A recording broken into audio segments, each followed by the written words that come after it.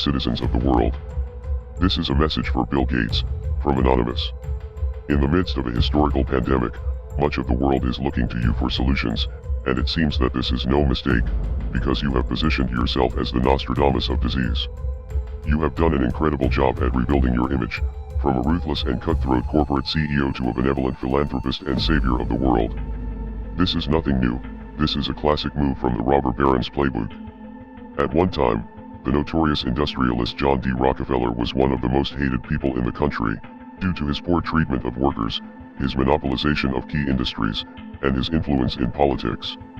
After a massacre of striking miners in 1914, which came to be known as the Ludlow Massacre, Rockefeller's reputation was at its worst, so he decided to hire a team of propagandists to restore his public image. Leading that team was public relations pioneer Ivy Lee. Lee was an early influence of Edward Bernays, who would later write the infamous book Propaganda, a textbook of mind control for tyrants and aristocrats.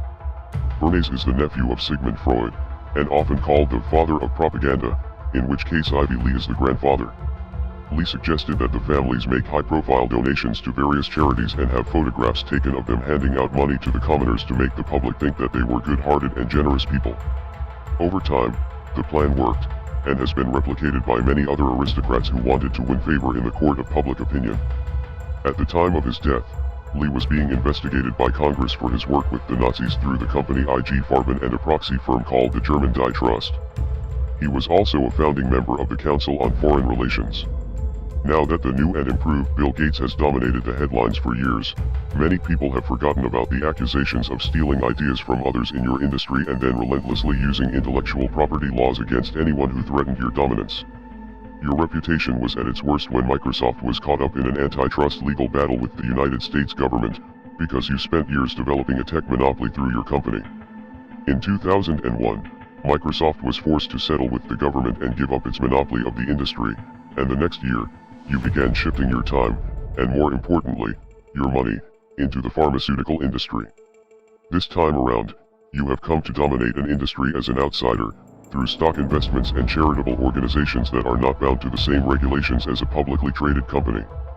There is no doubt that advancing medicine is a noble cause, and it is true that investments in public health are important, but not everyone involved in the pharmaceutical industry actually has the best interests of the public in mind. As with any industry, it all comes down to the almighty dollar. There are some people in the industry who have good intentions, but judging by your track record at Microsoft, you are not someone who can be trusted. And let's not forget that just months ago, you were in the news because your relationship with the disgraced human trafficker Jeffrey Epstein was being exposed. Now, as frightened people around the world are demanding solutions and looking to people like you for answers, you have advocated for some extremely draconian measures, including a surveillance system to track down anyone who might be infected. Of course, all of this sounds like a necessary step in a global pandemic, and this virus is a very real threat, but in China and other places where these measures have been implemented, human rights violations followed quickly after. It is also very strange that for many years, your companies and foundations have been heavily involved in a project called ID 2020, something that seems very similar to the systems you have proposed in recent interviews. You may own the corporate media, but we still have the internet, and you will be exposed. We are anonymous. We are legion. We do not forgive. We do not forget. Expect us. Si te ha gustado el video de hoy, suscríbete, dale like y comparte. Hasta pronto.